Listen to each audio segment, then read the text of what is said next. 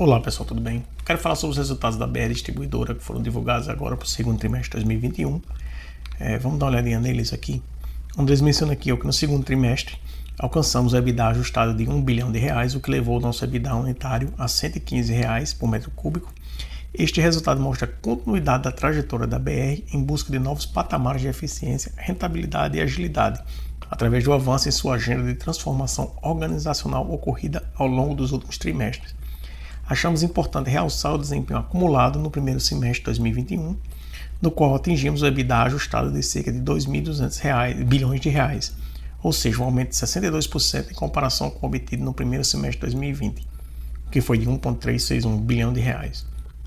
Resultados aparentemente que estão mencionando, estão tentando mencionar e mostrar que foram bons, mas vamos dar uma olhadinha um pouquinho nos resultados mesmo da empresa, os números, para ver se é isso tudo mesmo.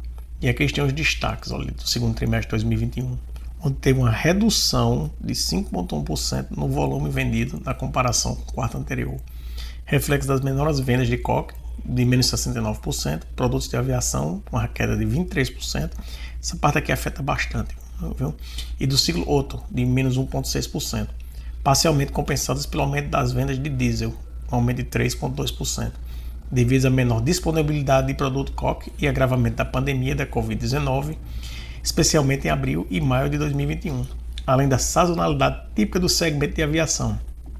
Na comparação ano a ano, crescimento de 13,2% no volume, principalmente em razão da pandemia da Covid-19, com o pico da restrição da mobilidade ocorrida no segundo trimestre de 2020. Maiores vendas no diesel, 13%, ciclo Otto, crescimento de 29%, óleo e combustível, crescimento de 66% nas térmicas e combustíveis de aviação, crescimento de 277%, parcialmente compensados por coque, menos 73%, asfaltos, menos 100%, alienação da estrutura e gás natural, menos 100%, formação da ES Gás. Tá bem, aqui o market share da empresa, que caiu um pouco, foi de 27,6%, ou seja, uma redução de 0,5 pontos percentuais na comparação com o quarto anterior e aumento de 1,6 pontos percentuais no ano ao ano, comparado ao primeiro trimestre de 2021. Destaque para a redução de 0,6 pontos percentuais no diesel e 2,4 pontos percentuais nos combustíveis de aviação, compensado parcialmente pelo ganho de 0,1 pontos percentuais no ciclo Otto, enquanto que no ano a ano o ganho foi de 1,8 pontos percentuais no ciclo Otto, gasolina 1,9 pontos percentuais, etanol também 1,9 pontos percentuais e GNV, que é o gás natural, 0,9 pontos percentuais, que foi uma queda, e de mais 21,4 pontos percentuais na aviação e 5,1 pontos percentuais no óleo e combustíveis para térmicas, enquanto a participação do diesel reduziu 0,8 pontos percentuais. O EBITDA ajustado da empresa no segundo trimestre de 2021 chegou a R$1 bilhão, ou seja, R$115 por metros cúbicos, sendo desse valor 882 milhões, ou seja, R$100 por metros cúbicos, o resultado normalizado pelos efeitos de estoque, hedge de commodities e ganhos tributários de R$153 milhões, ou seja, R$17 por metro cúbico. Essa parte aqui de ganhos tributários, basicamente todas as empresas tiveram, né? Essa parte do ICMS também.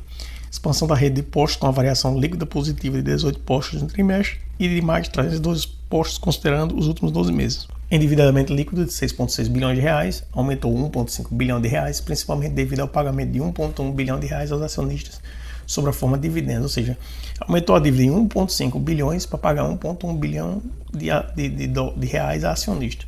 É isso que eu não gosto, aumentar endividamento para estar pagando proventos. Claro que todo mundo quer receber proventos, mas não é custo de se endividar, né? Porque isso a longo prazo e dividendo é um investimento a longo prazo, pode afetar a empresa.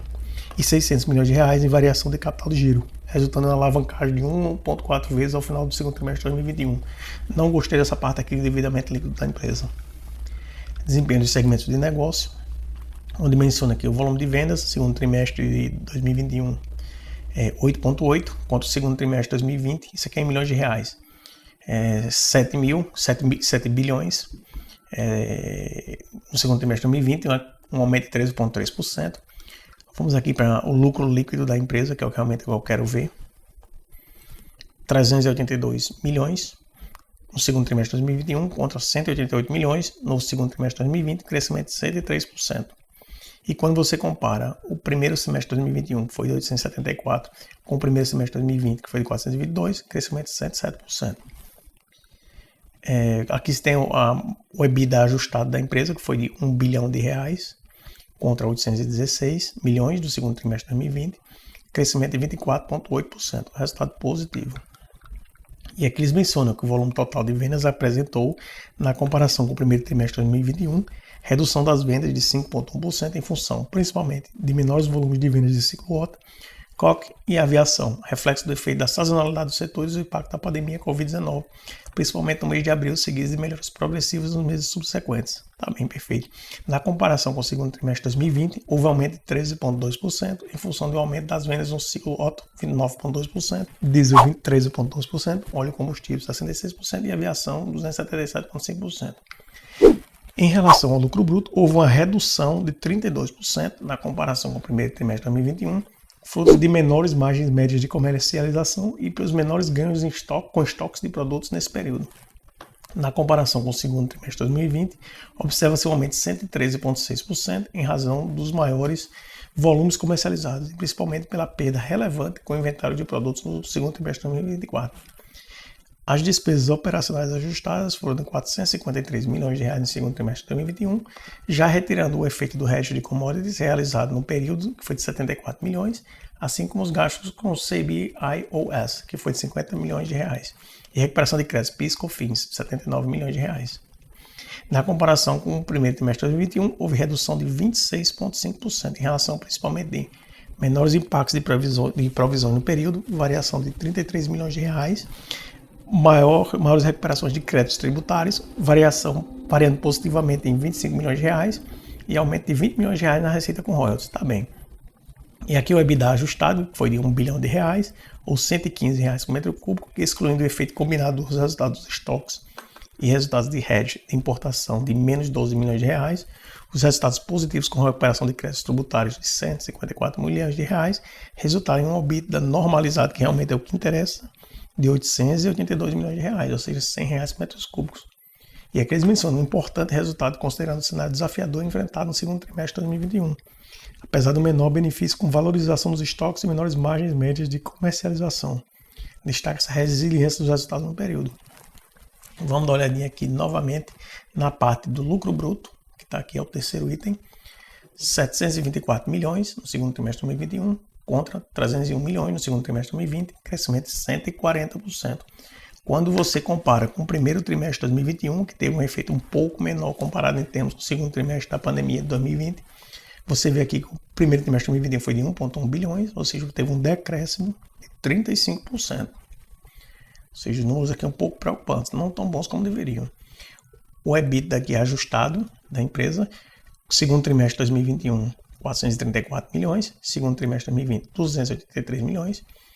Comparando aqui, teve um crescimento do EBITDA ajustado de 53%, mas quando você compara aqui com o primeiro trimestre de 2021, teve um decréscimo de 39%.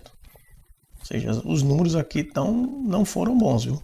Margem EBITDA ajustada aqui, mesma coisa, em reais por metro cúbico, segundo trimestre de 2021 de R$ 80 por metro cúbico, segundo trimestre de 2020 64, crescimento de 25,5%. Quando você compara com o primeiro trimestre de 2021, que foi de R$ 133, queda de 39,6%. Números preocupantes.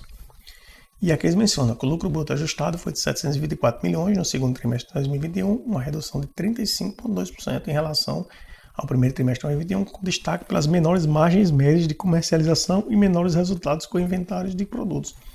Controle não pode aumentar preço, é no que dá estatal, né? Na condição ano a ano, o resultado se reverte em um aumento de 140,5%, em razão de maiores volumes vendidos, mas principalmente com maiores resultados com variação dos estoques no período comparado. E aqui mostra negócio a negócio e por aí vai. Os resultados da empresa, na minha opinião, não foram bons, viu? Positivos ainda, mas não bons. O mercado deve estar impactando isso aí de forma negativa. Eu ainda não vi o resultado da ação, eu vou entrar depois disso aqui. Endividamento. A parte de endividamento da empresa, dívida bruta ajustada. Primeiro semestre de 2021, 8,9 bilhões. Primeiro semestre de 2020, 8,5 bilhões. Teve um crescimento no endividamento de 4,1%. Quando você compara com o primeiro trimestre de 2021, que foi de 9 bilhões, teve uma queda de 0,9%. Ou seja, não está tão horrível assim, mas tem que dar uma olhada. A dívida líquida EBITDA da empresa ajustado, que é o que realmente você quer ver. Primeiro semestre de 2021 está em 1,4 vezes. Primeiro semestre de 2020 foi de uma vez, ou seja, teve um aumento de 0,4. E quando você compara o primeiro trimestre de 2021, que era de 1,2, teve um crescimento de quase 0,3. Então, aumentou a dívida líquida EBITDA e os resultados não estão essa coisa toda. Então, aqui eles mencionam, o endividamento bruto ajustado da companhia alcançou um montante de 8,4 bilhões de reais no primeiro semestre de 2021, na comparação com o primeiro semestre de 2020. A dívida bruta aumentou 4,1%. Adicionalmente, o custo médio teve um aumento de 0,3 pontos percentuais na comparação ano a ano. Já a relação dívida líquida EBITDA ajustado encerrou o primeiro semestre de 2021 em 1,4 vezes. Não é um número alto, mas a preocupação é que está com a tendência de crescimento, né? Uma vez no primeiro semestre de 2020 e 1,2 no primeiro trimestre de 2021. E menciona que o endividamento líquido, 6,6 bilhões de reais, é isso que eu não gosto. Aumentou 1,5 bilhões de reais, principalmente devido ao pagamento de 1,1 bilhão de reais aos acionistas, sob a forma de dividendos, e 600 milhões de reais em variação de capital de giro, resultando em uma alavancagem de 1,4 vezes ao final do primeiro semestre de 2021. Isso aí não agradou não. O volume financeiro meio da BR Distribuidora negociado na B3 Brasil, tá aqui, menciona, vamos dar uma olhadinha na ação. Tá aqui. O valor atual da empresa está em R$ 27,56, queda de 3,57, o mercado já está refletindo o resultado. Variação dos últimos 12 meses de 38,98 e no mês está uma queda de 4,17. Paga ainda bons dividendos, 7,22, mas a que custo, né? É isso que não me agrada. Nos últimos 6 meses você vê que a empresa estava com uma boa tendência aí de alta.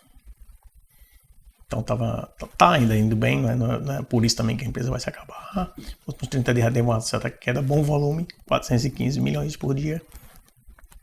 PL de 7,37, nada de outro mundo, tá um PL razoável.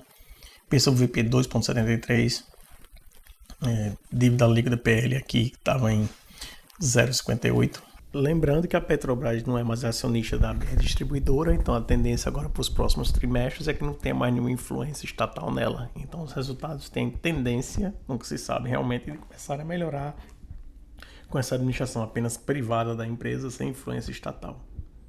Aqui dívida líquida EBITDA não menciona aqui, mas a gente viu lá, né? O ROIC da empresa aqui está em 20,40%, o ROI 37%, bastante saudável, e margem líquida de 4,33%.